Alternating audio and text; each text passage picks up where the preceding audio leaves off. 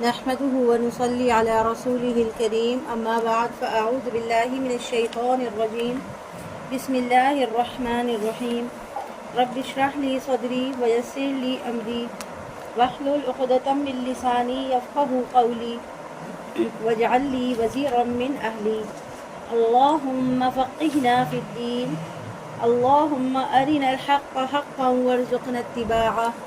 وَأَرِنَا الْبَاطِلَ بَاطِلًا وَارْزُقْنَا اجْتِنَابَهُ آمین رب العالمین۔ السلام علیکم ورحمۃ اللہ وبرکاتہ۔ آج ہم شروع کریں گے پارہ نمبر 11۔ یہ سورہ توبہ ہے، اس لیے سورہ توبہ کے شروع میں بسم اللہ نہیں ہے، اس لیے ہم اس میں صرف تعوذ پڑھیں گے، بسم اللہ سے اس کو شروع نہیں کریں گے۔ اعوذ باللہ من الشیطان الرجیم یعتذرون الیکم اذا رجعتم الیہم قل لا تعتذروا لن نؤمن لكم قد نبأنا الله من أخباركم وسيرى الله عملكم ورسوله ثم تردون إلى عالم الغيب والشهادة فينبئكم بما كنتم تعملون۔ بہانے بنائیں گے وہ تمہارے پاس آ کر جب لوگ بہانے بنائیں گے وہ تمہارے پاس آ کر جب تم لوگ ان کے پاس لوٹ کر جاؤ گے۔ آپ کہہ دیجئے کہ بہانے مت بناؤ، ہم تمہارے بہانے نہیں مانیں گے۔ اللہ نے ہمیں پوری طرح مطلع کر دیا ہے تمہاری خبروں سے، یعنی کہ محمد پر جانے سے پہلے حضرت محمد صلی اللہ علیہ وسلم اپنی شرافت اور مروت کی وجہ سے منافقین کے جھوٹے بہانوں پر بھی خاموشی اختیار فرماتے تھے، لیکن اب چونکہ وحی کے ذریعے ان کو بتا دیا گیا کہ یہ صحیح نہیں ہے اور اب جو ہے سارے جھوٹ کے پردے چاک ہو گئے، تو اس لیے کہا جا رہا ہے کہ اب ہم تمہاری بات کو نہیں مانیں گے، اور اب اللہ اور اس کے رسول تمہارے عمل کو دیکھیں گے، پھر تمہیں لوٹا دیا جائے گا اس اللہ کی طرف جو غائب و حاضر کا جاننے والا ہے، پھر وہ تمہیں بتا دے گا جو کچھ تم کرتے رہے تھے۔ ابھی یہ سب تمہارے سامنے اللہ کی قسمیں کھائیں گے جبکہ تم لوگ ان کی طرف لوٹ جاؤ گے، تاکہ آپ صلی اللہ علیہ وسلم ان سے چشم پوشی برتیں۔ تو ٹھیک ہے، آپ ان سے اعراض برتیں، یہ ناپاک لوگ ہیں اور ان کا ٹھکانہ آگ ہے، بدلہ اس کا جو کمائی کرتے رہے ہیں۔ یہ قسمیں کھائیں گے کیا ہے مسلمانوں کہ تمہارے سامنے تاکہ تم ان سے راضی ہو جاؤ، یعنی منافقین کو دنیا داری کے لحاظ سے مجبوری تھی کہ معاشرے کے اندر سب کو ایک ساتھ رہنا ضروری ہے، تو اس لیے وہ کیا کرتے تھے کہ مسلمانوں کے اندر اپنا اعتماد بحال کرنے کے لیے ہر طرح کی کوشش کرتے تھے، مسلمانوں سے ملاقاتیں کرتے تھے، ان کو اپنی مجبوریاں بتاتے تھے اور قسمیں کھا کھا کے ان کو اپنے خلوص کا یقین دلانے کی کوشش کرتے تھے۔ فَإِن تَرْضَوْا عَنْهُمْ فَإِنَّ اللَّهَ لَا يَرْضَىٰ عَنِ الْقَوْمِ الْفَاسِقِينَ، تو اگر تم ان سے راضی ہو بھی گئے تو اللہ ان نافرمانوں سے راضی ہونے والا نہیں ہے۔ یہ بدو لوگ کفر و نفاق میں زیادہ سخت ہیں اور زیادہ اس لائق ہیں کہ ناواقف ہوں اس چیز کی حدود سے جو اللہ نے اپنے رسول پر نازل فرمائی، اور اللہ سب کو جاننے والا اور کمال حکمت والا ہے۔ یعنی اہل مدینہ تو مسلسل محمد صلی اللہ علیہ وسلم کی صحبت سے فیضیاب ہو رہے تھے، آپ سے جمعے کے خطبات سنتے تھے، آپ کی نصیحت کا ایک سلسلہ صبح شام ان کے ساتھ جاری رہتا تھا، مگر یہ جو بدو تھے یعنی کہ جو دیہاتی تھے نا عرب کے، تو ان لوگوں کو تعلیم اور تعلم کے مواقع میسر نہیں تھے، لہٰذا فطری اور منطقی طور پر کفر، شرک، نفاق کی شدت جو تھی وہ ان لوگوں میں باقی سب کی نسبت زیادہ تھی۔ وَمِنَ الْأَعْرَابِ مَن يَتَّخِذُ مَا يُنْفِقُ مَغْرَمًا وَيَتَرَبَّصُ بِكُمُ الدَّوَائِرَ عَلَيْهِمْ دَائِرَةُ السَّوْءِ وَاللَّهُ سَمِيعٌ عَلِيمٌ، اور ان بدوؤں میں ایسے لوگ بھی ہیں کہ جو کچھ انہیں خرچ کرنا پڑتا ہے وہ اسے تاوان سمجھتے ہیں، اور وہ منتظر ہیں تم لوگوں پر کسی گردش زمانہ کے، اصل میں بری گردش خود ان کے اوپر مسلط ہے، اور اللہ سب کچھ سننے والا اور جاننے والا ہے۔ یعنی کہ زکوٰۃ، عشر وغیرہ کی ادائیگی جو اسلامی نظام حکومت کے تحت ان پر عائد ہوتی تھی نا، تو وہ لوگ اس کو تاوان سمجھتے تھے، بہت ناگوار گزرتا تھا ان کو یہ ادا کرنا، کیونکہ اس سے پہلے تو اس علاقے میں ایسا کوئی انتظام ہی نہیں تھا، اور نہ ہی یہ لوگ جو ہے اس طرح کے ٹیکسز وغیرہ ادا کرنے کے عادی تھے۔ تو اب یہ لوگ کیا کر رہے تھے کہ بہت ہی بے صبری سے انتظار کر رہے تھے کہ مسلمانوں کے خلاف کچھ ایسے حالات پیدا ہو جائیں جس سے مدینے میں ان کی حکومت ختم ہو جائے اور وہ ان تمام پابندیوں سے آزاد ہو جائیں۔ اور ان بدوؤں میں سے وہ لوگ بھی ہیں جو ایمان رکھتے ہیں۔ اچھا، اس کے بعد ہے اصل میں بری گردش خود ان کے اوپر مسلط ہے اور اللہ سب کچھ سننے والا اور سب کچھ جاننے والا ہے، اور ان کی جو منافقت ہے وہ ان کے دلوں کا روگ بن گئی ہے، اور وہی اصل برائی ہے جو ان پر مسلط ہے۔ اور ان بدوؤں میں سے وہ لوگ بھی ہیں جو ایمان رکھتے ہیں اللہ پر، یوم آخرت پر، اور وہ خرچ کرتے ہیں اللہ کی راہ میں، اس کو سمجھتے ہیں اللہ کے قرب اور رسولوں کی دعاؤں کا ذریعہ۔ یعنی کہ یہ بادیہ نشین جو ہیں بدو لوگ، یہ تو کفر و نفاق کی وجہ سے انفاق فی سبیل اللہ کو تاوان سمجھتے ہیں، لیکن جو سچے مومن ہیں وہ اللہ کے راستے میں شوق سے خرچ کرتے ہیں، اور انفاق کو بھی اللہ کے تقرب کا ذریعہ سمجھتے ہیں، یعنی کہ اللہ کے قرب کا ذریعہ سمجھتے ہیں، اور ان کو یقین ہے کہ دین کے لیے اگر وہ اپنا مال خرچ کریں گے تو اللہ کے رسول کی دعائیں بھی ان کے ساتھ شامل حال ہو جائیں گی۔ آگاہ ہو جاؤ، یہ ان کا انفاق واقعتاً ان کے لیے باعث تقرب ہے، ان قریب اللہ انہیں اپنی رحمت میں داخل کر لے گا، یقیناً اللہ معاف فرمانے والا اور رحم فرمانے والا ہے۔ والسابقون الاولون والمہاجرین والانصار والذین اتبعوهم بإحسان رضی اللہ عنہم ورضوا عنہ وأعد لهم جنات تجری من تحتها الانہار خالدین جنات تجری تحتها الانہار خالدین فیہا ابدا ذلک الفوز العظیم۔ اور پہل سبقت کرنے والے مہاجرین اور انصار میں سے، اور وہ جنہوں نے ان کی پیروی کی نیکوکاروں کے ساتھ، اللہ ان سے راضی ہو گیا اور وہ اللہ سے راضی ہو گیا، ان کے لیے اس نے وہ باغات تیار کیے ہیں جن کے نیچے ندیاں بہتی ہوں گی، اور اس میں وہ ہمیشہ ہمیشہ رہیں گے، اور یہی ہے بڑی کامیابی۔ یعنی کہ اس درجہ بندی کے مطابق اہل ایمان کے دو مرتبے ہیں۔ سب سے اوپر وہ لوگ ہیں جو سابقون الاولون، یعنی کہ جو ہر نیکی کے کام میں پہل کرنے والے ہیں، جیسے ہی کوئی حکم ان کے سامنے آیا وہ فوراً اس پر عمل کرنے کے لیے تیار ہو جاتے ہیں۔ آمنا صدقنا کہتے ہیں، سمینا واطعنا کہتے ہیں، اور ان کے لیے جنت کے بتایا کہ جنت ہے اور ان کے لیے بہت بڑی کامیابی ہے۔ اور اس کے بعد جو دوسرا مرتبہ ہے وہ ہے ان کے پیروکاروں کا، یعنی کہ جو ان کی اتباع کرنے والے ہیں، جو کہ سابقون الاولون کی اتباع میں ان کی پکار پہ لبیک کہتے ہیں، اور یہ لوگ بھی بہت سلیم الفطرت لوگ ہوتے ہیں اور حق کو پہلی نظر میں پہچاننے کی صلاحیت رکھتے ہیں، لیکن ان میں جو ہمت ہے نا وہ سابقون الاولون کے مقابلے میں تھوڑی سی کم ہوتی ہے۔ وَمِمَّنْ حَوْلَكُمْ مِنَ الْأَعْرَابِ مُنَافِقُونَ، اور جو تمہارے آس پاس کے بدو ہیں ان میں منافق بھی ہیں، اور اہل مدینہ میں بھی جو نفاق پر اڑ چکے ہیں۔ اب آپ انہیں نہیں جانتے، ہم انہیں جانتے ہیں، ہم انہیں دوہرا عذاب دیں گے، پھر وہ لوٹا دیے جائیں گے ایک بہت بڑے عذاب کی طرف۔ لیکن منافقین مدینہ میں تو ہر روز نئے نئے عذاب سے گزرتے تھے، ہر روز کہیں نہ کہیں اللہ کی راہ میں نکلنے کا مطالبہ ہوتا، ہر روز انہیں جھوٹی قسمیں کھا کر جھوٹے بہانے بنا کر جان چھڑانی پڑتی، اس لحاظ سے ان کی زندگی مسلسل عذاب میں مبتلا تھی۔ اور دنیا کا عذاب جتنا بھی ہو آخرت کے عذاب کے مقابلے میں دنیا کا عذاب کچھ بھی نہیں ہے، لہٰذا دنیا کے عذاب جھیلتے جھیلتے ایک دن انہیں بہت بڑے عذاب کا سامنا کرنے کے لیے اللہ کے سامنے پیش ہونا پڑے گا۔ وآخرون اعترفوا بذنوبهم خلطوا عملا صالحا وآخر سيئا عسى الله ان يتوب عليهم ان الله غفور رحیم۔ اور کچھ دوسرے لوگ ہیں جو اپنے گناہوں کا اعتراف کرتے ہیں، انہوں نے اچھے اور برے اعمال کو گڈمٹ کر دیا ہے، امید ہے اللہ ان کی توبہ کو قبول فرمائے گا، یقیناً اللہ بخشنے والا اور نہایت رحم کرنے والا ہے۔ یعنی کہ وہ اپنی کوتاہیوں کو چھپانے کے لیے جھوٹ نہیں بولتے، جھوٹی قسمیں نہیں کھاتے، جھوٹے بہانے نہیں کرتے، بلکہ فوراً کنفیس کر لیتے ہیں کہ ہم سے غلطی ہو گئی۔ اب معمولات زندگی میں مصروف ہو کر اہل و عیال کی مشغولیات نے ہمیں اتنا الجھا دیا کہ ہم دینی فرائض یا ان کی ادائیگی میں کوتاہی کر بیٹھے، اور جب غلطی کا ایسا کھلا اعتراف ان سے ہو جاتا ہے تو ان کے جو نفاق ہے وہ ان کے اندر سے نہیں رہتا، لہٰذا ان کو توبہ کی توفیق مل جاتی ہے۔ اب وہ نیک اعمال بھی کرتے ہیں مگر کبھی کوئی غلطی کر بیٹھتے ہیں، کبھی ایثار کرتے ہیں، انفاق بھی کرتے ہیں، مگر پھر دنیا داری کے جھمیلوں میں الجھ کر کہیں نہ کہیں ان سے کوئی نہ کوئی کمی ہو جاتی ہے۔ خذ من اموالہم صدقۃ تطہرہم وتزکیہم بہا وصلی علیہم ان صلاتک سکن لہم۔ ان کے اموال میں سے صدقات قبول فرما لیجیے، اس صدقے کے ذریعے سے آپ انہیں پاک کریں گے اور ان کا تزکیہ کریں گے، اور ان کے لیے دعا کیجیے، یقیناً آپ کی دعا ان کے حق میں سکون بخشے۔ لیکن روایت میں آتے ہیں کہ یہ اصحاب رضی اللہ تعالیٰ عنہ جو تھے تو اپنے مال کے ساتھ خود محمد صلی اللہ علیہ وسلم کی خدمت میں حاضر ہوئے تھے کہ توبہ کی قبولیت کے شکرانے کے طور پر ہم اللہ کی راہ میں یہ مال پیش کرتے ہیں۔ چونکہ یہ لوگ مخلص مومن تھے، صرف سستی اور کمزوری کے باعث ان سے کوتاہی ہوئی تھی، اس لیے اللہ نے کمال مہربانی سے آپ کو یہ صدقات قبول کرنے کی اجازت دے دی۔ جبکہ جو منافقین تھے، جو واقعی منافقین تھے، تو ان کو اس بات کے لیے منع کر دیا کہ ان کے صدقات کو قبول نہیں کیا جائے گا۔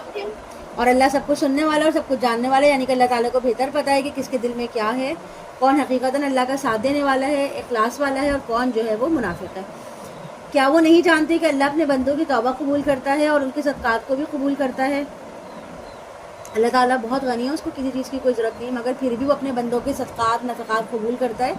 وہ بندے کے اپنے فائدے کے لیے ہوتا ہے۔ وَأَنَّ اللَّهَ هُوَ التَّوَّابُ الرَّحِيمُ، اور یہ کہ وہ بہت ہی توبہ قبول فرمانے والا ہے، بہت رحم فرمانے والا ہے۔ اور آپ ان سے کہہ دیجئے کہ تم عمل کرو، اب اللہ اور کے رسول اور اہل ایمان تمہارے عمل کو دیکھیں گے۔ اور قریب تمہیں لوٹا دیا جائے گا ان کی طرف جو ہر غائب اور حاضر کا جاننے والا ہے، پھر تمہیں بتا دے گا وہ جو کچھ تم کرتے رہے ہو. یعنی کہ اللہ کے سامنے قیامت کے دن تمام اعمال جو ہے وہ پیش ہوں گے اور تمہارے سارے کیے دھرے سے تم کو آگاہ کر دیا جائے گا، اور وہاں تمہارے تمام اعمال تمہارے سامنے پیش کیے جائیں گے. اور پھر جس ذرہ برابر بھی اگر تم نے نیکی کی ہوگی تو تم اس کو بھی دیکھ لو گے، اور اگر ذرہ برابر تم نے برائی کی ہوگی تم اس کو بھی دیکھ لو گے. وہاں پھر تم چشم پوشی نہیں کر سکو گے، یہ نہیں کہہ سکو کہ نہیں یہ تو میں نے کیا ہی نہیں تھا، ایسا تو کچھ ہوا ہی نہیں تھا، کیونکہ وہاں جو ہے وہ دودھ کا دودھ اور پانی کا پانی ہو جائے گا. وآخرون مرجون لأمر اللہ اما يعذبهم واما يتوب علیہم واللہ علیم حکیم. اور کچھ دوسرے لوگ ہیں جن کے معاملے کو اللہ کے فیصلے تک مؤخر کر دیا گیا ہے، چاہے انہیں عذاب دے اور چاہے تو ان کی توبہ قبول فرما لے، اور اللہ سب کو سننے والا اور سب کو جاننے والا ہے. اچھا، یہ جو کمزوروں کی جو دوسری قسم تھی ان کا معاملہ اللہ نے مؤخر کر دیا. 3 اصحاب تھے، کعب بن مالک، ہلال بن امیہ اور مرارہ بن ربیع. یہ تینوں حضرات تھے تو سچے مسلمان اور مہم پہ جانا بھی چاہتے تھے، مگر سستی کی وجہ سے انہوں نے تاخیر کر دی تھی، اس لیے وہ جانے سے رہ گئے. تو ان تینوں کا انہوں نے نہ کوئی جھوٹ بولا تھا اور نہ ہی انہوں نے کسی قسم کا کوئی بہانہ بنایا تھا، تو اس لیے اللہ تعالیٰ نے ان کا معاملہ جو تھا وہ مؤخر کر دیا تھا کہ ہم دیکھتے ہیں کہ تمہارے لیے کیا معاملہ کرنا چاہیے. والذین اتخذوا مسجدا ضرارا وکفرا وتفریقا بین المؤمنین وارصادا لمن حارب اللہ ورسولہ من قبل. اور وہ لوگ جنہوں نے ایک مسجد بنائی تھی نقصان اور کفر کے لیے اور اہل ایمان میں تفریق پیدا کرنے کے لیے، اور ان لوگوں کو گھات فراہم کرنے کے لیے جو پہلے سے اللہ اور اس کے رسول سے جنگ کر رہے تھے. اے نبی، وَلَيَحْلِفُنَّ إِنْ أَرَدْنَا إِلَّا الْحُسْنَى وَاللَّهُ يَشْهَدُ إِنَّهُمْ لَكَاذِبُونَ. اور وہ جھوٹی قسمیں کھا کھا کر کہیں گے کہ ہم نے تو نیکی ہی کا ارادہ کیا تھا، مگر اللہ گواہی دیتا ہے کہ یہ بالکل جھوٹے ہیں. اے نبی صلی اللہ علیہ وسلم، آپ اس میں کبھی کھڑے نہ ہوں. یعنی کہ مسجد بنانے کے بعد یہ منافقین محمد صلی اللہ علیہ وسلم کے بعد درخواست لائے تھے کہ آپ مسجد میں تشریف لائیں تو بہت برکت ہوگی، مگر اللہ نے آپ کو فوراً روک دیا کہ آپ وہاں تشریف نہ لے جائیے گا. یقیناً وہ مسجد جس کی بنیاد پہلے دن سے ہی تقویٰ پر رکھی گئی ہے وہ زیادہ مستحق ہے کہ آپ اس میں کھڑو کر نماز پڑھیں. اس سے مراد ہے مسجد قباء جو کہ مسجد زرار کے قریب تھی، جس کی بنیاد محمد صلی اللہ علیہ وسلم نے خود اپنے ہاتھ سے رکھی تھی، اور یہ مقام اس وقت کے مدینے کی آبادی سے 3 میل کے فاصلے پر تھی. جب آپ محمد صلی اللہ علیہ وسلم ہجرت کر کے مدینہ تشریف لے گئے تو آپ کا پہلا پڑاؤ جو تھا وہ یہی تھا. تو آپ نے اس مقام پر فرمایا تھا کہ یہاں اسی مسجد کی بنیاد رکھی جائے. اور مسجد قباء والے مسلمانوں سے پوچھا گیا کہ آپ لوگوں کے کس عمل کی وجہ سے اللہ نے آپ کی طہارت کی تعریف فرمائی؟ تو انہوں نے جواب دیا کہ ہم قضائے حاجت کے بعد ڈھیلے استعمال کرتے ہیں اور پھر پانی سے بھی طہارت کرتے ہیں. یعنی چنانچہ عام طور پہ یہ سمجھا گیا کہ اللہ تعالیٰ نے یہاں پہ طہارت کے اس معیار کی تعریف فرمائی ہے. وہ کہتے ہیں کہ فیہ رجال یحبون ان یتطہروا واللہ یحب المطہرین. اس میں وہ لوگ ہیں جو پسند کرتے ہیں کہ وہ پاک رہیں، اور اللہ ایسے لوگوں کو پسند کرتا ہے جو زیادہ پاک رہتے ہیں. تو کیا بھلا جس نے اپنی عمارت کی بنیاد رکھی ہو اللہ کے تقویٰ اور اس کی رضا اور پر وہ بہتر ہے، یا وہ کہ جس نے اپنی تعمیر کی بنیاد رکھی ایسی کھائی کے کنارے پر جو گرنا چاہتی ہے تو وہ اس کو لے کر گر گئی جہنم میں. یعنی کہ جب انسان کوئی عمارت تعمیر کرنا چاہتا ہے تو اس کے لیے کوئی مضبوط اور ٹھوس جگہ کا انتخاب کرتا ہے، اور اگر وہ کسی کھوکھلی جگہ پر یا کھائی وغیرہ کے کنارے پہ اپنی عمارت بنائے گا تو کچھ ہی عرصہ گزرے گا کہ اس کی عمارت جو ہے وہ گر جائے گی، کیونکہ وہ تو کمزور جگہ پہ بنائی ہوئی ہوگی. تو جو منافقین ہوتے ہیں نا، ان کی تدبیر اور سازشیں بھی اسی طرح ہوتی ہیں کہ جیسے وہ جہنم کی گہری کھائی کے کنارے پہ اپنی عمارتیں بنا رہے ہیں. چنانچہ وہ کنارہ بھی گرے گا اور خود ان کی تعمیرات بھی گریں گی اور وہ خود بھی اس میں گر جائیں گے، یعنی جہنم واصل ہو جائیں گے. اور اللہ ایسے ظالم لوگوں کو راہیاب نہیں کرتا. یہ عمارت جو انہوں نے بنائی ہے ان کے دلوں میں شکوک و شبہات پیدا کیے رکھے گی، اللہ یہ کہ ان کے دلوں کے ٹکڑے کر دیے جائیں، اور اللہ سب کچھ جاننے والا اور بہت حکمت والا ہے. یعنی کہ منافقین کی جڑیں اتنی گہری ہو گئی ہیں کہ اب ان کے اثرات کا زائل ہونا ممکن نہیں رہا. اس کی مثال ایسے کہ جیسے اگر کسی انسان کے پورے جسم میں کینسر پھیل چکا ہو تو کوئی چھوٹا سا اگر آپریشن اس کا کر دیا جائے تو وہ تو ٹھیک نہیں ہو سکے گا، کیونکہ کینسر کے اثرات تو اس کے پورے جسم میں پھیل چکے ہیں. اب اگر اس کا جسم ٹکڑے ٹکڑے کر دیا جائے تب شاید اس کی جڑوں کو نکالنا ممکن ہو، لیکن ایسا تو ہو ہی نہیں سکتا کہ کسی انسان کا جسم ٹکڑے ٹکڑے کر دیا جائے، کیونکہ جب وہ ٹکڑے ٹکڑے ہوگا تو وہ تو ختم ہو جائے گا. لہٰذا منافقین کے دل جو ہے وہ ہمیشہ شکوک و شبہات کے اندھیروں میں ہی ڈوبے رہیں گے اور انہیں ایمان اور یقین کی روشنی کبھی نصیب نہیں ہوگی، الا یہ کہ ان کے دل کے ٹکڑے ٹکڑے کر دیے جائیں. ان اللہ اشتری من المؤمنین انفسهم واموالهم بان لهم الجنہ. یقیناً اللہ نے خرید لی ہیں اہل ایمان سے ان کی جانیں بھی ان کے مال بھی اس قیمت پر کہ ان کے لیے جنت ہے. یعنی کہ صاحب ایمان بندہ جو ہے اس کا یہ سودا اپنے رب کی طرف سے آتا ہے، اس کا جان مال وہ اپنا جب بیچتا ہے اللہ کی راہ میں قربان کرتا ہے تو اس کے بدلے اللہ تعالیٰ اس کو جنت دے دیتے ہیں. وہ جنگ کرتے ہیں اللہ کی راہ میں، پھر قتل کرتے بھی ہیں اور قتل ہوتے بھی ہیں. یہ وعدہ اللہ کے ذمے ہے سچا تورات، انجیل اور قرآن میں. یعنی کہ یہ سودا اگرچہ ادھار کا سودا ہے مگر یہ پختہ عہد ہے جس کو پورا کرنا اللہ کے ذمے ہے، اس لیے کہ اس کے بارے میں کوئی وسوسہ تمہارے دلوں میں نہ آئے. یعنی کہ ادھار کا سودا کس طرح ہے کہ یہ فوراً تو نہیں ہونا نا. جب انسان کی موت آئے گی، وہ اللہ کے پاس جائے گا، قیامت کا دن آئے گا، اس کے بعد یعنی کہ قبر میں جانے کے بعد اس کے تمام حساب کتاب ہوں گے نا. جیسے جو بھی اس نے اچھے عمل کیے ہیں، یا وہ جو شہید ہوا ہے اللہ کی راہ میں، یا وہ غازی ہوا ہے جنگ میں، تو ہر صورت میں اس کا جو صلہ ہے وہ تو اس کو دنیا سے جانے کے بعد ملے گا. تو اس لیے کہا جا رہا ہے کہ یہ ادھار کا سودا ہے. لیکن اس بات کا یقین رکھو کہ اللہ اپنے وعدوں میں سچا ہے، اور اللہ اپنے وعدوں کو کبھی بھی جو ہے جھٹلاتا نہیں ہے. ان کا وعدہ ضرور پورا ہونا ہے. وَمَنْ أَوْفَى بِعَهْدِهِ مِنَ اللَّهِ فَاسْتَبْشِرُوا بِبَيْعِكُمُ الَّذِي بَايَعْتُمْ بِهِ وَذَلِكَ هُوَ الْفَوْزُ الْعَظِيمُ. اور اللہ سے بڑھ کر اپنے عہد کو وفا کرنے والا کون ہے؟ بس خوشیاں مناؤ اپنے اس تجارت پر جس کا سودا تم نے اس کے ساتھ کیا ہے، اور یہی بڑی کامیابی ہے. توبہ. التائبون العابدون الحامدون السائحون الراکعون الساجدون. توبہ کرنے والے، اللہ کی بندگی کرنے والے، اللہ کی حمد و ثنا کرنے والے، دنیاوی آسائشوں سے لا تعلق رہنے والے، رکوع کرنے والے، سجدہ کرنے والے. سائحون کا معنی سیاحت کرنے والے ہوتے ہیں، لیکن اس سے مراد محض سیر و سیاحت نہیں ہوتی، بلکہ عبادت اور ریاضت کے لیے گھر بار چھوڑنا جو ہے نا اس کو بھی سائحون کہا جاتا ہے. اور یہ جو 6 اوصاف اوپر گنوائے گئے ہیں ان کا تعلق انسان کی شخصیت کی نظریاتی پہلو سے. اب اس کے بعد ان کی مزید 3 خصوصیات کا ذکر ہو رہا ہے کہ ان کے اندر جو عملی جد و جہد ہوتی ہے اور دعوت و تحریک کرتے ہیں تو وہ معاشرے پر کیسے اثر انداز ہوتی ہے. الآمرون بالمعروف والناہون عن المنکر والحافظون لحدود اللہ وبشر المؤمنین. نیکی کا حکم دینے والے، بدی سے روکنے والے، اللہ کے حدود کی حفاظت کرنے والے. اور اے نبی آپ ان اہل ایمان کو بشارت دے دیجیے. یعنی کہ وہ جو ہے یہ 6 اوصاف جو ہم نے اوپر پڑھے کہ وہ توبہ کرنے والے ہوتے ہیں، اللہ کی بندگی کرنے والے ہوتے ہیں، اللہ کی حمد کرنے والے ہوتے ہیں، دنیاوی آسائشوں سے لا تعلق رہنے والے ہوتے ہیں. ایسا نہیں ہے کہ وہ بالکل ہی جو ہے وہ درویش راہب ہو جاتے ہیں. یہ ہے کہ وہ دنیا کی آسائشوں میں رہتے ہیں مگر اس طرح رہتے ہیں کہ دنیا کو انہوں نے وقتی رہنے کی جو جگہ ہے وہ سمجھا ہوا ہوتا ہے. اصل ان کی جو فوکس ہوتا ہے وہ آخرت پر ہوتا ہے، اور وہ بہت زیادہ رکوع کرنے والے اور سجدہ کرنے والے ہوتے ہیں. اور اس کے علاوہ نیکی کا حکم دینے والے، بدی سے روکنے والے ہوتے ہیں، اور اللہ کی حدود کی حفاظت کرنے والے ہوتے ہیں. تو ان سب کے لیے کہا گیا کہ یہ اہل ایمان ہے اور ان کو بشارت دے دی جائے. کس کی بشارت؟ اللہ کی قربت کی بشارت، جنت کی بشارت. ما كان لنبي والذين آمنوا أن يستغفروا للمشركين ولو كانوا أولي قربى من بعد ما تبين لهم أنهم أصحاب الجحيم. نبی صلی اللہ علیہ وسلم اور اہل ایمان کے لیے یہ روا نہیں کہ وہ استغفار کریں مشرکین کے لیے خواہ وہ ان کے قرابت دار ہوں. یعنی کہ یہاں پر جو ہے وہ رشتہ دار جو مشرکین ہوں ان کے استغفار کے لیے جو ہے وہ منع کیا جا رہا ہے کہ ان کے لیے استغفار، ان کے لیے بخشش کی دعا نہ کی جائے.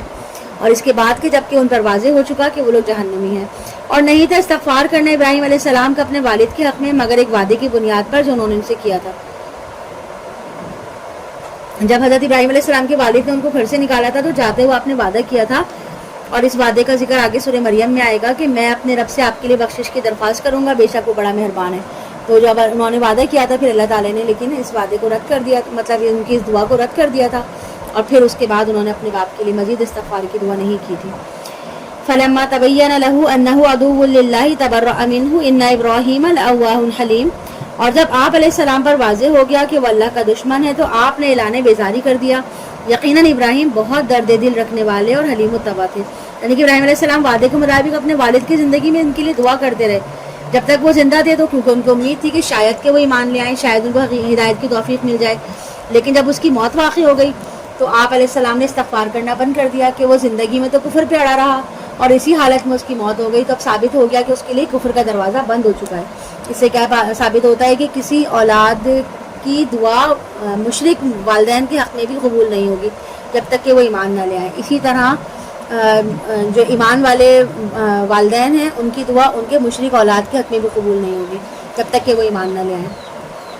وما كان الله ليضل قوما بعد إذ هداهم حتى يبين لهم ما يتقون. اور اللہ کا یہ طریقہ نہیں ہے کہ کسی قوم کو گمراہ کر دے اس کے بعد کہ انہیں ہدایت دی ہو جب تک ان پر واضح نہ کر دے کہ انہیں کس چیز سے بچنا ہے. گویا معافی کا اعلان ان لوگوں کے لیے جو اس حکم کے نازل ہونے سے پہلے اپنے مشرک والدین یا رشتہ داروں کی دعا کرتے تھے نا، تو ان کے لیے کہا جا رہا ہے کہ آپ نے اب تک جتنی بھی دعا کر لی اس کے لیے آپ کی گرفت نہیں ہے، آپ کو معاف کر دیا جائے گا، لیکن آگے آپ کو اس بات کا خیال رکھنا ہے کہ آپ کو ان لوگوں کے لیے استغفار نہیں کرنا، یعنی بخشش کی دعا نہیں مانگنی۔ یقیناً اللہ ہر شے کا جاننے والا ہے۔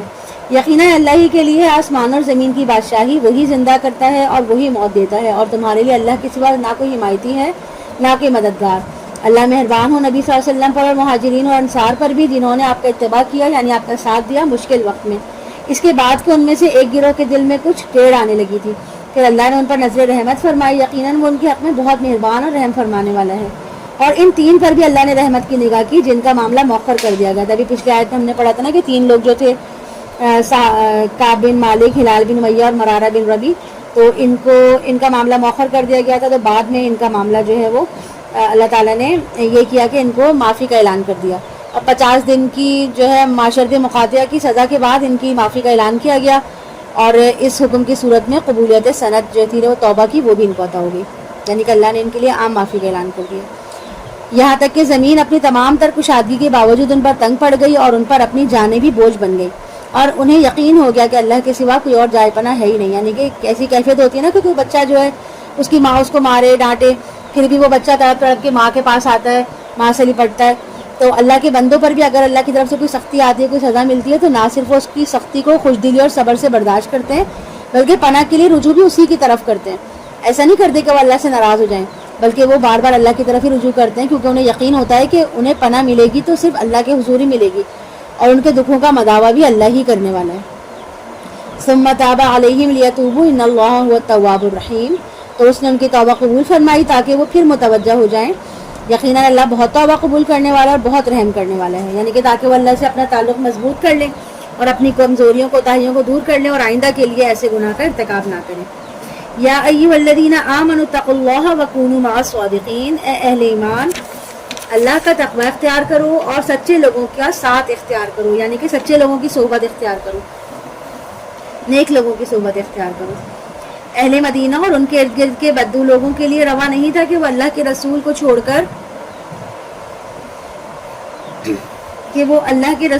کر پیچھے بیٹھے رہتے، اور نہ یہ کہ اپنی جانوں کو آپ صلی اللہ علیہ وسلم کی جان سے بڑھ کر عزیز رکھتے،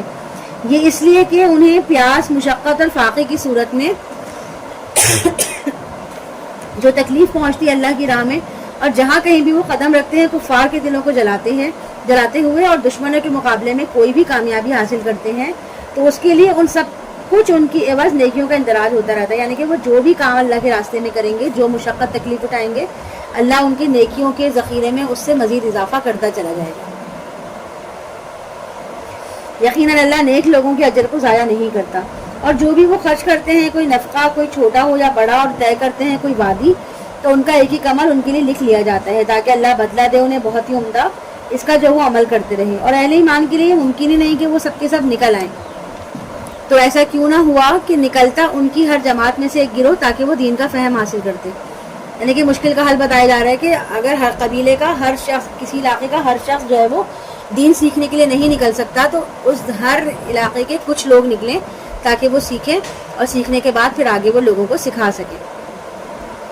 وَلِيُنذِرُوا قَوْمَهُمْ إِذَا رَجَعُوا إِلَيْهِمْ لَعَلَّهُمْ يَحْذَرُونَ، اور وہ لوگ اپنے لوگوں کو خبردار کرتے جب ان کی طرف واپس لوٹتے، تاکہ وہ بھی نافرمانی سے بچتے رہیں۔ یا ایھا الذین آمنوا قاتلوا الذین یلونکم من الکفار وليجدوا فیکم غلظہ، اہل ایمان جنگ کرو ان کافروں سے جو تم سے قریب ہیں اور وہ تمہارے اندر سختی پائیں، اور جان لو کہ اللہ متقیوں کے ساتھ ہے۔ اور جب کوئی صورت نازل ہوتی ہے تو ان میں سے بعض منافقین آپس میں کہتے ہیں کہ اس نے تم میں سے کس کے ایمان میں اضافہ کیا ہے، تو جو لوگ واقعی ایمان والے ہیں وہ ان کے ایمان میں تو یقیناً اضافہ کرتی ہے اور وہ خوشیاں مناتے ہیں، یعنی اللہ کا کلام سن کر حقیقی مومنین کے ایمان میں اضافہ ہوتا ہے، اور وہ وہی نازل ہونے پہ خوشیاں مناتے ہیں کہ اللہ نے اپنے کلام سے ان کو نوازا اور ان کے ایمان کو مزید تقویت ملتی ہے، ان کا ایمان مزید مضبوط ہوتا ہے۔ وَأَمَّا الَّذِينَ فِي قُلُوبِهِم مَرَضٌ فَزَادَتْهُمْ رِجْسًا إِلَىٰ رِجْسِهِمْ وَمَاتُوا وَهُمْ كَافِرُونَ، رہے وہ لوگ جن کے دلوں میں روگ ہے تو وہ ان کے اندر کی گندگی پر مزید گندگی کا اضافہ کر دیتی ہے، اور وہ مرتے ہیں اسی حال میں کہ وہ کافر ہوتے ہیں۔ اب یہ جو ہم نے اوپر ابھی مثال پڑھی ہے کہ جب اللہ کے مومنین کے، اللہ کے ایمان والوں کے سامنے قرآن کی آیات آتی ہیں، وہی آتی ہے تو وہ خوش ہوتے ہیں، تو یہ عام زندگی میں ہمارے لیے بھی ہے کہ جب ہم قرآن کا کوئی حصہ حفظ کرتے ہیں یا ہم کوئی نئی آیت ایسی پڑھتے ہیں جس کے معنی، جس کا ترجمہ، جس کی تفسیر ہمیں پتہ چلتی ہے، تو ہمارے دل میں اطمینان ہے، خوشی آتی ہے نا کہ ہم نے ایک نئی چیز سیکھی ہے، ہمیں اس آیت کے بارے میں پتہ چلا. یا جب ہم ترجمے کو اچھی طرح یاد کر لیتے ہیں، اس کے بعد جب ہم بغیر ترجمے کے قرآن سے اس کو پڑھ رہے ہوتے ہیں تو اور ہمیں سمجھ آ رہا ہوتا ہے ترجمہ اس کا، تو ہم کتنا خوش ہوتے ہیں اس بات پہ کہ دیکھیں ہم نے کچھ نیا سیکھا، اور جو سیکھا وہ ہمیں یاد ہے، اور ہم جو ہے اس سے ہمارے ایمان کو مزید مضبوطی ملتی ہے اور ہمارا مزید آگے بڑھنے کا، مزید سیکھنے کا دل چاہتا ہے. تو یہی مومنوں کا جو ہے وہ شعار ہے. مومن کے ایمان کو اسی طرح ہی مزید جلا ملتی ہے، مزید تقویت ملتی ہے. لیکن جو لوگ ایمان پر نہیں ہوتے، جن کے دلوں میں روگ ہوتا ہے، تو ان کے اندر جو ہے ان کی گندگی مزید گندگی میں اضافہ کرتی رہتی ہے اور وہ مر جاتے ہیں اس حال میں کہ وہ کافر ہوتے ہیں.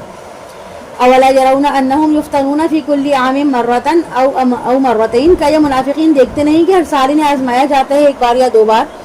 پھر بھی نہ وہ لوگ توبہ کرتے ہیں نہ ہی نصیحت پکڑتے ہیں. اور جب کوئی صورت نازل ہوتی ہے تو یہ لوگ آپس میں ایک دوسرے کو دیکھتے ہیں، یعنی کوئی احکام نازل ہوتے ہیں تو رسول اللہ کی محفل میں موجود منافقین ایک دوسرے کو اشارے کرتے ہیں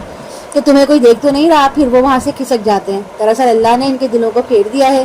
اس لیے ایسے لوگ ہیں جو سمجھ ہی نہیں رکھتے. اے لوگوں دیکھو آ چکا ہے تمہارے پاس تمہیں میں سے ایک رسول، بہت بھاری گزرتی ہے آپ پر تمہاری تکلیف، یعنی آپ صلی اللہ علیہ وسلم پر جو تکلیف ہے نا انسانوں کی، اپنی امت کی، وہ بہت بھاری گزرتی ہے، اور ان کو یہ بات اچھی نہیں لگتی کہ ان کے امت کو تکلیف پہنچائی جائے یا پہنچے. حریص علیکم بالمؤمنین رؤوف الرحیم، تمہارے حق میں آپ صلی اللہ علیہ وسلم بھلائی کے بہت حریص ہیں، اہل ایمان کے لیے شفیع بھی ہیں اور رحیم بھی. یعنی کہ محمد صلی اللہ علیہ وسلم کی شدید خواہش ہے کہ اللہ تعالیٰ تمام خیر، تمام بھلائیاں تم لوگوں کو عطا کر دے. پھر بھی اگر یہ لوگ روگردانی کریں تو اے نبی کہہ دیجئے میرے لیے اللہ کافی ہے، اس کے سوا کوئی معبود نہیں، اسی پر میں نے توکل کیا اور وہ بہت بڑے عرش کا مالک ہے. اللہ کے عرش کی جو کیفیت ہے اور عظمت ہے وہ ہمارے تصور میں نہیں آ سکتی. یہ جو دعا ہے حسبی اللہ لا الہ الا هو علیہ توکلت وهو رب العرش العظیم، یہ اللہ تعالیٰ کو یہ دعا اتنی پسند ہے کہ اللہ تعالیٰ نے جو ہے صبح اور شام کے اذکار میں اس دعا کو رکھا ہے کہ 7 مرتبہ صبح اور 7 مرتبہ رات میں یہ دعا جو ہے وہ، یعنی کہ صبح اور شام، فجر کے بعد اور عصر کے بعد اس دعا کو پڑھنا چاہیے لازمی 7 مرتبہ. یہاں ہماری سورہ توبہ کمپلیٹ ہو گئی الحمدللہ. اب ہم سورہ یونس کا آغاز کریں گے، سورہ ہود کا. اور سوری ایک منٹ، اس کے بعد ہے سورہ یونس. ہاں، اعوذ باللہ من الشیطان الرجیم، بسم اللہ الرحمن الرحیم. الف لام را، الف لام را جو ہے وہ حروف مقطعات ہیں. تلک آیات الکتاب الحکیم، یہ بڑی حکمت بھری کتاب کی آیات ہیں. کیا تم لوگوں کو بہت تعجب ہوا کہ ہم نے وہی بھیجی ایک ایسے شخص پر، انہی میں سے کہ آپ صلی اللہ علیہ وسلم لوگوں کو خبردار کر دیجئے اور اہل ایمان کو بشارت دے دیجئے کہ ان کے لیے ان کے رب کے پاس بہت اونچا مرتبہ ہے. اس پر کافروں نے کہا یہ تو ایک کھلا جادوگر ہے، یعنی یہ تو اللہ کی مرضی پہ منحصر ہے کہ اس کا فیصلہ ہے کہ وہ منصب کے لیے انسانوں میں سے جس کو چاہے پسند فرما لے. اگر اللہ نے محمد صلی اللہ علیہ وسلم کا انتخاب کر لیا اور وہی کے ذریعے ان کو ڈرانے اور خوشخبری دینے کی خدمت میں معمور کیا، تو اس میں کافروں کے لیے تعجب کی بات کون سی ہے؟ ان ربکم اللہ الذی خلق السماوات والارض فی 6 ایام ثم استوى علی العرش یدبر الامر ما من شفیع الا من بعد اذنہ، یقیناً تمہارا رب وہ اللہ ہے جس نے آسمان اور زمین کی تخلیق فرمائی 6 دنوں میں، پھر وہ عرش پر متمکن ہوا اور وہ تدبیر کرتا ہے ہر معاملے کی. یعنی کہ پوری کائنات کا جو نظام ہے وہ اللہ تعالیٰ نے خود سنبھالا ہوا ہے. نہیں ہے کوئی بھی شفاعت کرنے والا مگر اس کی اجازت کے بعد. وہ ہے اللہ تمہارا رب، بس تم اسی کی بندگی کرو. تو کیا تم نصیحت نہیں پکڑتے؟ تم سب کا لوٹنا اسی کی جانب ہے، یہ وعدہ ہے اللہ کا سچا. وہی ہے جو خلق کا آغاز کرتا ہے، وہی ہے جو اس کا اعادہ کرے گا. یعنی اللہ نے ہی اس دنیا کو بنایا ہے اور اللہ ہی ہے جو اس دنیا کو یعنی کہ یہاں کے لوگوں کو مرنے کے بعد دوبارہ زندہ کرے گا، تاکہ وہ ان لوگوں کو جزا دے جو تاکہ وہ ان لوگوں کو جزا دے جو ایمان لائے اور جنہوں نے اچھے عمل کیے انصاف کے ساتھ. یعنی انسان جو نیک عمل کرے گا اس کی پوری قدر کی جائے گی اور اس کو انعامات سے نوازا جائے گا. اور جن لوگوں نے کفر کیا ان کے پینے کے لیے ہوگا کھولتا ہوا پانی اور دردناک عذاب اس کفر کی پاداش میں جو وہ کرتے رہے ہیں. وہی ہے جس نے بنایا سورج کو چمکدار اور چاند کو نور، اور اس نے اس چاند کی منزلیں مقرر کر دی تاکہ تمہیں معلوم ہو گنتی برسوں کی اور تم معاملات زندگی میں حساب کرو. یعنی کہ یہ چاند کی منزلیں ہر سال طے ہوتی ہیں اور ہمیں اندازہ ہوتا ہے کہ چاند نکلا ہے تو اب نیا مہینہ شروع ہوا، چاند ختم ہو گیا تو اس کا مطلب ہے کہ مہینہ مکمل ہو گیا. ما خلق اللہ ذالک الا بالحق یفصل الآیات لقوم یعلمون. اللہ نے یہ سب کچھ پیدا نہیں کیا مگر حق کے ساتھ، اور وہ تفصیل بیان کرتا ہے اپنی آیات کی ان لوگوں کے لیے جو علم حاصل کرنا چاہتے ہیں. یعنی کہ اللہ نے یہ سب کچھ بے مقصد پیدا نہیں کیا، حق کے ساتھ پیدا کیا ہے، اور ہر چیز کی تخلیق جو ہے اس کا کوئی نہ کوئی مقصد اور نتیجہ ہے. ان فی اختلاف اللیل والنہار وما خلق اللہ فی السماوات والارض لآیات لقوم یتقون. یقیناً رات اور دن کے بدلنے میں اور جو کچھ اللہ نے بنایا ہے آسمان اور زمین میں یقیناً نشانیاں ہیں ان لوگوں کے لیے جن کے اندر تقویٰ ہے. بے شک وہ لوگ جو ہم سے ملاقات کے امیدوار نہیں ہیں، یعنی جن کو اس بات کا یقینی نہیں ہے کہ ان کو دنیا سے جانا ہے اور آخرت میں ان کو اللہ کے سامنے جواب دہ ہونا ہے، اور وہ دنیا کی زندگی پر ہی راضی اور اسی پر مطمئن ہے جو ہماری آیات سے غافل ہیں. یہی وہ لوگ ہیں جن کا ٹھکانہ آگ ہے، اور اپنی اس کمائی کے سبب جو وہ کر رہے ہیں، یعنی کہ جس شخص نے پوری زندگی اپنے اللہ کی طرف رجوع نہیں کیا، اپنی آخرت کی فکر نہیں کی، ساری زندگی اس نے جو ہے وہ دنیا کے مال سمیٹنے میں لگا دی، حرام حلال جائز ناجائز کسی قید کا اس نے خیال ہی نہیں رکھا، جھوٹی خوشیاں عارضی خوشیاں جو ہے ان میں مبتلا رہا کہ وہ جس قیمت پر بھی ملیں بس میں لے لوں. تو ایسے شخص کا آخری ٹھکانہ جو ہے وہ آگ کے علاوہ اور کچھ ہو ہی نہیں سکتا. اور اس کے بعد ان کے اپوزٹ کون لوگ ہیں؟ وہ جو یقیناً وہ لوگ جو ایمان لائے انہوں نے نیک اعمال کیے، ان کا رب ان کے ایمان کے باعث ان کو پہنچا دے گا نعمتوں والے باغات میں جس کے نیچے نہریں بہتی ہوں گی. اس میں ان کا ترانہ ہوگا اے اللہ تو پاک ہے. یعنی وہ لوگ جنت کے اندر بھی اللہ کی تسبیح و مناجات کریں گے، جیسے دنیا میں ہر وقت اللہ کی تسبیح کرتے رہتے تھے، اللہ کی پاکی بیان کرتے تھے، ذکر اذکار میں مصروف رہتے تھے، اسی طرح وہ جنت میں جانے کے بعد بھی تسبیح و مناجات کریں گے کہ ہمارے پروردگار تو ہر کمزوری سے پاک ہے، ہر عیب اور نقص سے پاک ہے، اور ہر تصور سے اعلیٰ، احتیاج کے ہر تصور سے یعنی ضرورت کے ہر تصور سے اعلیٰ ورفہ ہے. وَتَحِيَّتُهُمْ فِيهَا سلام، اور ان میں آپس میں بھی دعا ان کی سلام ہوگی. یعنی اہل جنت جو ہے وہ آپس میں ایک دوسرے کو ملتے ہوئے السلام علیکم کے الفاظ کہیں گے. اس طرح وہاں ہر طرف سلام سلام کی آوازیں گونجتی رہیں گی، اور نہ وہاں پہ کوئی بےہودہ بات ہوگی، نہ کوئی گالی گلوچ ہوگی، بس ان کا کلام جو ہے وہ سلام سلام ہوگا. وآخر دعواہم ان الحمد للہ رب العالمین، اور ان کی دعا مناجات کا اختتام ہمیشہ ان کلمات پر ہوگا کہ کل حمد اور کل تعریف اس اللہ کے لیے ہے جو تمام جہانوں کا رب ہے. وَلَوْ يُعَجِّلُ اللَّهُ لِلنَّاسِ الشَّرَّ اسْتِعْجَالَهُم بِالْخَيْرِ، اور اگر اللہ جلدی کر دیتا لوگوں کے لیے شر جیسے کہ وہ جلدی چاہتے ہیں، یعنی کہ انسان جلد باز ہے نا، وہ چاہتا ہے کہ جو کچھ اس نے کوشش کی ہے اس کا نتیجہ فوراً اس کے سامنے آ جائے، مگر اللہ بہت حکمت والا ہے، ہر کام ہر واقعہ وہ اپنی حکمت کے حساب سے اس نے اس کا وقت مقرر کیا ہوا ہے. وہ خوب جانتا ہے کہ کس کام میں خیر ہے اور کس کام میں شر ہے. اگر اللہ انسان کی غلطیوں اور برائیوں کے بدلے کے نتائج فوراً سامنے رکھ دے اور ان کے جرموں کی سزا بھی ان کو فوراً دے دے تو ان کی اجل پوری ہو چکی، یعنی کہ ان کی مہلت جو ہے عمر کی وہ کب کی ختم ہو چکی ہوتی. پھر ہم ان لوگوں کو چھوڑ دیں گے جو ہم سے ملاقات کے امیدوار نہیں کہ وہ اپنی سرکشی میں اندھے ہو کر بھٹکتے رہیں. اور جب انسان کو کوئی تکلیف پہنچتی ہے تو وہ ہمیں پکارتا ہے پہلو کے بل لیٹے ہوئے یا بیٹھے ہوئے یا کھڑے ہوئے. پھر جب ہم اس سے اس کی تکلیف کو دور کر دیتے ہیں تو وہ ایسے چل دیتا ہے جیسے اس نے ہمیں کبھی پکارا ہی نہیں تھا کوئی تکلیف پہنچنے پر. یعنی کہ ہوتا ہے نا کہ انسان کو ذرا سا کہ یا اللہ مجھے میری تکلیف دور کر دے، میں اتنے نفل پڑھوں گا، میں اتنی جو ہے وہ سپارے پڑھوں گا یا میں روزے رکھوں گا، جس کی جو بھی عقیدہ ہے وہ اس کے مطابق دعائیں مانگتا رہتا ہے اور بس بار بار اللہ سے دعا کرتا رہتا ہے، گڑ گڑاتا رہتا ہے، اور ہر ایک شخص کو پکڑ کے دعاؤں کے لیے کہتا رہتا ہے میرے لیے دعا کریں پلیز میری مشکل ٹل جائے. لیکن جہاں ایسا ہوتا ہے کہ اس کی مشکل ٹل جاتی ہے وہ بھول جاتا ہے سب کچھ، اور وہ جو ہے پھر اسی طرح جو ہے وہ دنیا میں مگن ہو جاتا ہے جیسے کہ پہلے تھا. ایسا لگتا ہے کہ جیسے اسے کبھی کوئی تکلیف پہنچی ہی نہیں تھی. کذالک زین للمسرفین ما کانوا یعملون، ایسے ہی مزین کر دیا گیا ہے ان حد سے بڑھنے والوں کے لیے ان کے اعمال کو. یعنی کہ ان کے اندر اتنی ٹھٹائی پیدا ہو گئی ہے کہ ذرا سی تکلیف آتی ہے تو گڑ گڑا کے دعائیں مانگتے ہیں اور گریا بیزاری کرتے ہیں، راتیں گزارتے ہیں، تہجد پڑھ رہے ہیں، یہ کر رہے ہیں وہ کر رہے ہیں، لیکن جب تکلیف دور ہو جاتی ہے تو ایسے بھول جاتے ہیں کہ کوئی وہ ہمیں جانتے نہیں ہیں. وہ نمازیں بھی ان کی چھٹنے لگتی ہیں، نمازیں بھی ان کی پابندی ختم ہو جاتی ہے، اور جہاں پھر دوبارہ تکلیف آتی ہے تو وہ پھر دوبارہ جو ہے وہ نمازوں کی طرح نمازیں پڑھنے لگتے ہیں اور دعائیں کرنے لگتے ہیں، اور پھر جب تکلیف ختم ہو جاتی ہے تو پھر وہ سب کچھ بھول جاتے ہیں. وَلَقَدْ أَهْلَكْنَا الْقُرُونَ مِن قَبْلِكُمْ لَمَّا ظَلَمُوا، اور ہم تم لوگوں سے پہلے بھی بہت سی نسلوں اور قوموں کو ہلاک کر چکے ہیں جب انہوں نے ظلم کی روش اختیار کی. یعنی کہ یہ جو کیا عمل بتایا جا رہا ہے یہ ظلم ہے. اور ان کے پاس بھی آئے تھے ان کے رسول واضح تعلیمات لے کر، لیکن وہ نہیں تھے ایمان لانے والے. اس طرح ہم بدلہ دیا کرتے ہیں مجرم لوگوں کو. پھر ان کے بعد ہم نے تمہیں زمین میں جانشین بنا دیا تاکہ ہم دیکھیں کہ تم کیا کرتے ہو، اور جب ان کو پڑھ کر سنائی جاتی ہیں ہماری روشن آیات تو وہ کہتے ہیں کہ وہ لوگ جو ہم سے ملاقات کے امیدوار نہیں ہیں کہ اے محمد اس کے علاوہ آپ کوئی اور قرآن پیش کریں یا اس میں کوئی ترمیم کریں.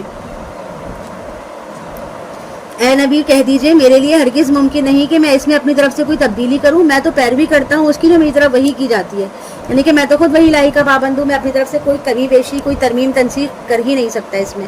میں ڈرتا ہوں بڑے دن کے عذاب سے اگر میں اپنے پروردگار کی نافرمانی کروں. آپ ان سے کہیے کہ اگر اللہ چاہتا تو نہ میں تمہیں قرآن پڑھ کر سناتا اور نہ وہ تمہیں اس سے واقف کرتا. یعنی کہ قرآن کا پڑھنا پڑھانا سننا سنانا یہ سب اللہ کی توفیق ہے, اللہ ہی کے اذن سے ہوتا ہے. اگر اللہ نہ چاہے تو ہم میں سے کوئی بھی یہ کام نہیں کر سکتا. فقد لبثت فیکم عمرا من قبلہ فلا تعقلون, میں تمہارے درمیان ایک عمر گزار چکا ہوں اس سے پہلے, تو کیا تم لوگ عقل سے کام نہیں لیتے. یعنی کہ پچھلے 40 برس سے تمہارے ساتھ میں زندگی گزارا ہوں. نبوت تو 40 سال میں ملی تھی, اس سے پہلے کی بھی زندگی گزری ہے. تو تم اچھی طرح جانتے ہو کہ نہ میں شاعر ہوں نہ میں کوئی جادوگر کاہن ہوں. میں نے کبھی تمہارے ساتھ ایسے کوئی معاملات کیے ہی نہیں ہیں. تو اگر میں نے پہلے کبھی ایسے نہیں کیے اور میں نے اپنی زندگی ان چیزوں کو سیکھنے میں نہیں گزاری, تو اب ایسا کیسے ہو جاتا ہے کہ میں اچانک جو ہے وہ کوئی شاعر کاہن بن جاؤں, جادوگر بن جاؤں.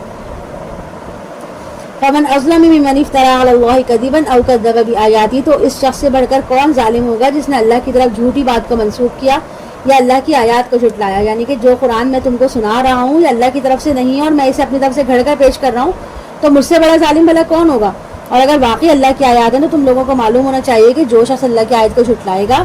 اس سے بڑھ کر کوئی ظالم اور گناہگار دوسرا ہو ہی نہیں سکتا.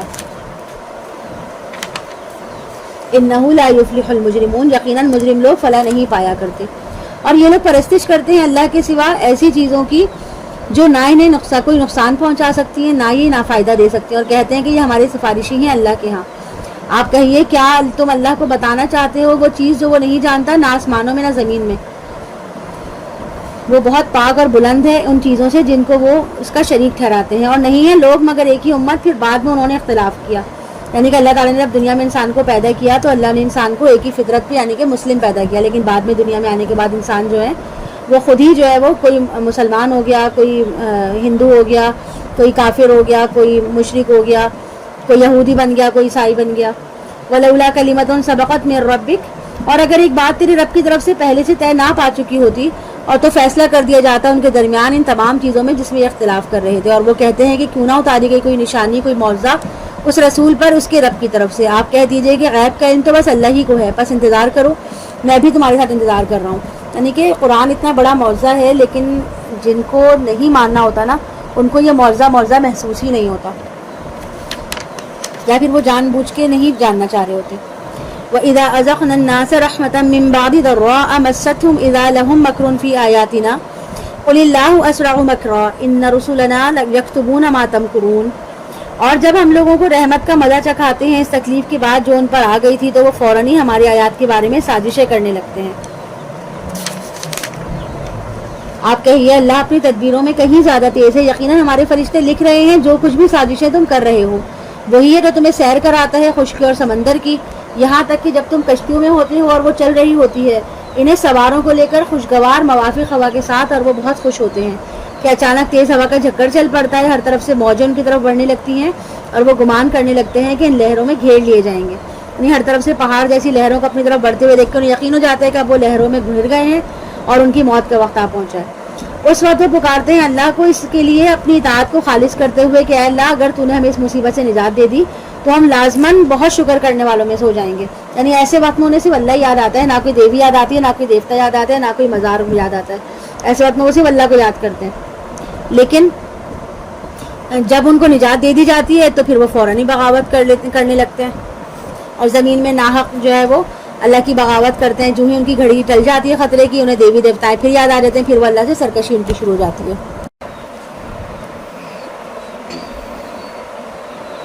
اعوذ باللہ من الشیطان الرجیم. یا ایھا الناس انما بغیکم علی انفسکم متاع الحیاۃ الدنیا ثم الینا مرجعکم فینبئکم بما کنتم تعملون. اے لوگوں تمہاری اس بغاوت کا وبال تمہاری اپنی ہی جانوں پر آئے گا. یہ دنیا کی زندگی کا ساز و سامان ہے, اسے خوب برت لو, پھر ہماری ہی طرف تم سب کو لوٹنا ہوگا, پھر ہم تم کو بتلا دیں گے جو کچھ تم یہاں کرتے رہے ہو. اس دنیا کی زندگی کی مثال تو ایسے ہے جیسے پانی جو ہم برساتے ہیں آسمان سے، پھر اس کے ساتھ نکلتا ہے زمین کا سبزہ، پھر جس میں سے ہم کھاتے ہیں انسان بھی اور چوپائے بھی، یہاں تک کہ جب زمین اچھی طرح اپنا سنگھار کر لیتی ہے اور خوب مزین ہو جاتی ہے اور اس کے مالک سمجھتے ہیں کہ اب ہم اس پر قادر ہیں،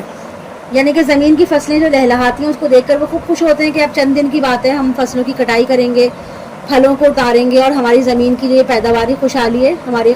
جو ہے خوشحالی کا ذریعہ بنے گی۔ لیکن ہوتا کیا ہے،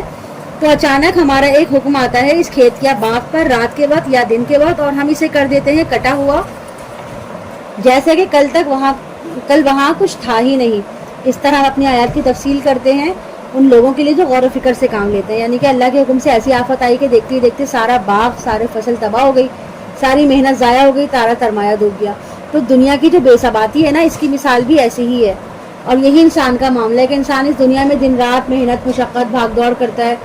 اگر انسان یہ ساری محنت جو ہے وہ اللہ کی مرضی کے دائرے میں نہیں کرتا اور اس کی شریعت کے تقاضے پورے نہیں کرتا، تو یہ سب کچھ اسی دنیا کی حد تک ہی رہ جاتا ہے، اور آخرت کے لیے اس کے ہاتھ میں کچھ بھی نہیں بچتا۔ اور جب موت کے بعد اس کی آنکھ کھلے گی تو وہ دیکھے گا کہ اس نے دنیا میں جتنا کچھ محنت کی، جو کچھ کیا، وہ سب اس کا دنیا میں ہی ضائع ہو گیا۔ واللہ یدعو الی الدار السلام ویہدی من یشاء الی صراط مستقیم، اور اللہ بلا رہا ہے تمہیں سلامتی کے گھر کی طرف، اور وہ ہدایت دیتا ہے جس کو چاہتا ہے سیدھے راستے کی طرف۔ وہ لوگ احسان کی روش اختیار کریں گے، ان کے لیے حسنہ یعنی بھلائی ہے، اور مزید بھی یعنی انہیں نیکی کا بدلہ بھی بہت اچھا ملے گا، اور اس کے ساتھ ساتھ ان کو انعامات سے بھی نوازا جائے گا، اور نہیں مسلط ہوگی ان کے چہروں پر سیاہی اور ذلت۔ یہی وہ لوگ ہیں جو جنت والے ہیں، اور وہ ہمیشہ ہمیشہ اس میں رہیں گے۔ اور جن لوگوں نے برائیاں کمائی تو ان کے لیے بدلہ ہوگا برائی کا ویسے ہی، یعنی کہ نیکی کا بدلہ تو بڑھا چڑھا کے پیش کیا جائے گا، لیکن اللہ کا یہ بہت بڑا کرم ہوگا انسان پر کہ اس کی برائیاں جو ہیں اس کا بدلہ اتنا ہی ہوگا جتنا اس نے برائی کی ہوگی، اس میں اضافہ نہیں کیا جائے گا۔ وَتَرْهَقُهُمْ ذِلَّةٌ مَا لَهُم مِّنَ اللَّهِ مِنْ عَاصِمٍ، اور ان پر ذلت چھا جائے گی، نہیں ہوگا انہیں اللہ کی پکڑ سے کوئی بھی بچانے والا، گویا ان کے چہروں پر تاریک رات کے ٹکڑے اڑا دیے گئے ہوں گے۔ یہی وہ لوگ ہوں گے جو جہنمی ہیں، یہ وہیں ہمیشہ رہیں گے۔ اور ہم جس دن ان سب کو جمع کریں گے، پھر ہم کہیں گے ان لوگوں سے جنہوں نے شرک کیا کہ کھڑے رہو اپنی جگہ پر، تم بھی اور تمہارے شریک بھی، تو ہم ان کے درمیان رشتے منقطع کر دیں گے، اور کہیں گے ان کے شریک ان سے کہ تم ہم کو نہیں پوجا کرتے تھے، یعنی کہ وہ نیک لوگ جنہیں اللہ کا شریک بنایا گا وہ شرک سے بری ہیں، کیونکہ انہوں نے تو اپنی زندگی اللہ کی اطاعت میں گزاری۔ اب جیسے کہ کوئی بڑے اونچے اولیاء ہوتے ہیں، بڑے بڑے لوگ ان کو ماننے میں اتنا غلف کرتے ہیں، اتنی زیادہ بڑھا چڑھا کے ان کے صفات کو پیش کرتے ہیں، لیکن اس میں ان کا کوئی قصور نہیں ہے، ان کو اس کی سزا نہیں ملے گی، سزا اس کو ملے گی جو ان کے بارے میں غلط عقائد رکھے گا۔ فَكَفَى بِاللَّهِ شَهِيدًا بَيْنَنَا وَبَيْنَكُمْ إِن كُنَّا عَنْ عِبَادَتِكُمْ لَغَافِلِينَ، بس اللہ کافی ہے بطور گواہ ہمارے اوپر تمہارے درمیان،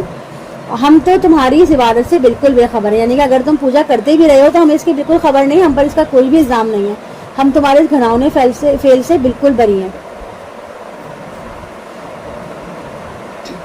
قُلْ مَنْ يَرْزُقُكُم مِّنَ السَّمَاءِ وَالْأَرْضِ أَمَّن يَمْلِكُ السَّمْعَ وَالْأَبْصَارَ وَمَنْ يُخْرِجُ الْحَيَّ مِنَ الْمَيِّتِ وَيُخْرِجُ الْمَيِّتَ مِنَ الْحَيِّ وَمَنْ يُدَبِّرُ الْأَمْرَ فَسَيَقُولُونَ اللَّهُ فَقُلْ أَفَلَا تَتَّقُونَ۔ اے نبی صلی اللہ علیہ وسلم ان سے پوچھئے کہ کون ہے جو تمہیں رزق پہنچاتا ہے آسمان اور زمین سے، یا کون ہے جس کے قبضہ قدرت میں ہے تمہارے کان اور تمہاری آنکھیں، اور کون ہے جو نکالتا ہے زندے کو مردے سے اور مردے کو زندے سے، اور کون ہے جو امر کی تدبیر کرنے والا ہے، تو وہ کہیں گے اللہ، یعنی کہ مشرکین جو تھے وہ اللہ کی تمام صفات کو مانتے تھے، ان کے ذہنوں میں اس بارے میں کوئی شک و شبہ نہیں تھا، وہ اس حقیقت کو تسلیم کرتے تھے کہ اللہ تعالیٰ جو ہے وہ کائنات کا خالق ہے اور تمام نظام بھی اسی کا ہی ہے، وہی چلا رہا ہے۔ تو آپ صلی اللہ علیہ وسلم فرمائیے کہ کیا پھر تم اللہ سے ڈرتے نہیں ہو، یعنی کہ جب تم اس کو مانتے ہو، اس کے سارے نظام کو مانتے ہو، اس کی تدبیر کو مانتے ہو، تو پھر تم کیوں جو ہے وہ مشرکانہ نظریات پہ چلتے ہو اور دیوی دیوتاؤں کی پوجا کیوں کرتے ہو، یعنی کہ شرک کیوں کرتے ہو؟ کیا تمہیں خوف خدا نہیں ہے؟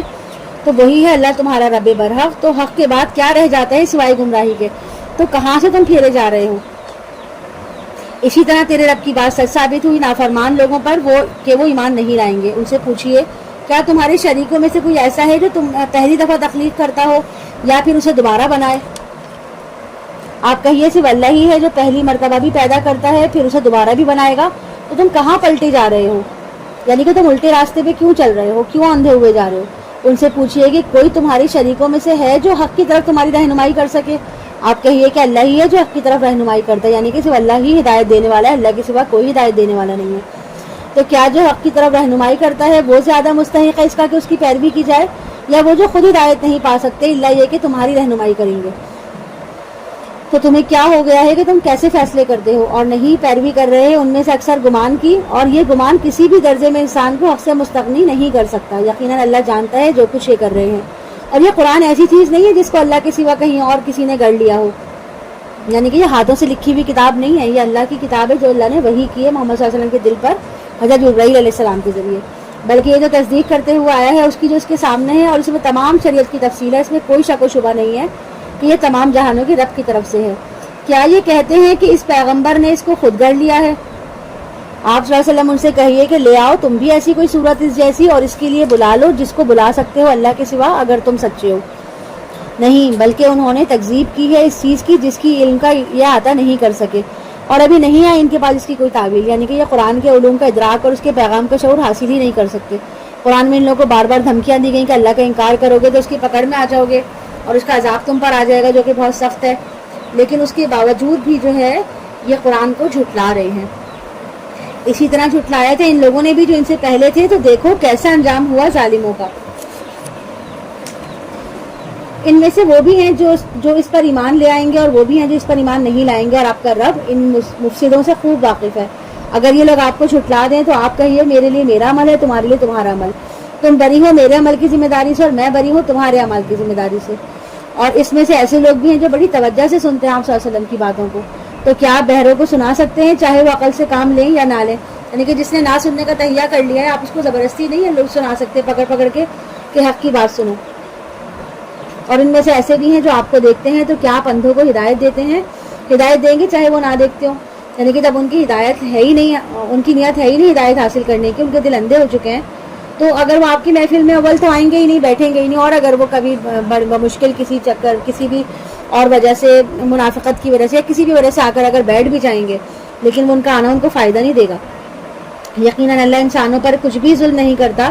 بلکہ لوگ خود ہی اپنی جانوں پہ ظلم ڈھاتے ہیں۔ اب یہ کرنے والے اگر سمجھ رہے ہیں کہ وہ اللہ کو تکلیف دے رہے ہیں، نبی کو تکلیف دے رہے ہیں، یا کسی کے لیے کوئی نقصان کا باعث ہے، تو یہ ان کی غلط فہمی ہے، بلکہ اصل میں وہ خود اپنے لیے ہی نقصان کا باعث ہیں، اور وہ اپنی آخرت کو خود اپنے ہاتھوں سے خراب کر رہے ہیں۔ وَيَوْمَ يَحْشُرُهُمْ كَأَن لَّمْ يَلْبَثُوا إِلَّا سَاعَةً مِّنَ النَّهَارِ يَتَعَارَفُونَ بَيْنَهُمْ، اور جس دن وہ انہیں جمع کرے گا تو وہ محسوس کریں گے کہ جیسے نہیں رہے مگر دن کی ایک گھڑی، وہ ایک دوسرے کو پہچان رہے ہوں گے۔ وہ لوگ بڑے خسارے کا شکار ہوئے جنہوں نے جھٹلا دیا اللہ کی ملاقات کو، اور نہ ہوئے وہ ہدایت پانے والے، یعنی کہ جب وہ دنیا اور عالم برزخ میں گزرا ہوا وقت ایسے محسوس ہوگا ان کو جیسے کہ وہ دن کا ہی کچھ حصہ تھا۔ اور اگر ہم دکھا دیں آپ کو اس میں سے کچھ عذاب جس کا ہم نے ان سے وعدہ کر لیا ہے، یا اس سے پہلے ہی ہم آپ کو وفات دے دیں، بس انہیں ہماری ہی طرف لوٹ کر آنا ہے، پھر اللہ گواہ ہے اس پر جو یہ کر رہے ہیں، یعنی آخری محاسبہ جو ہے ان کا قیامت کے دن ہی ہوگا، مگر ہو سکتا ہے کہ یہاں دنیا میں بھی سزا کا کچھ حصہ ان کے لیے مخصوص کر دیا جائے تاکہ اور لوگ بھی اس سے جو ہے وہ عبرت حاصل کر سکیں۔ ہوتا ہے نا کہ کچھ لوگ ایک دم تکلیف میں مبتلا نظر آتے ہیں تو دیکھنے والے کہتے ہیں کہ یہ اس کو جو ہے وہ اسے گناہ کی سزا ہے۔ ہمیں ایسا کہنا نہیں چاہیے کہ اس کی گناہ کی سزا ہی اللہ کا معاملہ ہے، لیکن پھر بھی جو عقل رکھتے ہیں وہ ان چیزوں سے عبرت پکڑتے ہیں۔ وَلِكُلِّ أُمَّةٍ رَسُولٌ فَإِذَا جَاءَ رَسُولُهُمْ قُضِيَ بَيْنَهُمْ بِالْقِسْطِ وَهُمْ لَا يُظْلَمُونَ، اور ہر امت کے لیے ایک رسول بھیجا گیا ہے، پھر جب آیا ان کا رسول تو ان کے درمیان عدل کے ساتھ فیصلہ کر دیا گیا اور ان پر کوئی ظلم نہیں کیا گیا۔ اور وہ کہتے ہیں کہ کبھی عذاب کا وعدہ پورا ہوگا اگر تم سچے ہو۔ اے نبی آپ کہہ دیجئے میں تو خود اپنی جان کے لیے بھی کوئی اختیار نہیں رکھتا، نہ کسی فائدے کا نہ کسی نقصان کا، سوائے اس کے کہ جو اللہ چاہے۔ ہر امت کے لیے ایک وقت معین ہے، جب ان کا وقت آ جاتا ہے پھر نہ تو وہ ایک گھڑی پیچھے کر دیے جا سکتے ہیں اور نہ ہی وہ اس کو پہلے لا سکتے ہیں۔ اے نبی ان سے کہیے کیا تم نے غور کیا کر تمہارے اوپر اللہ کا عذاب آدم کے رات کو یا دن کے وقت، تو وہ کیا شے ہے جس کے بل پر تم یہ مجرم جلدی مچا رہے ہیں؟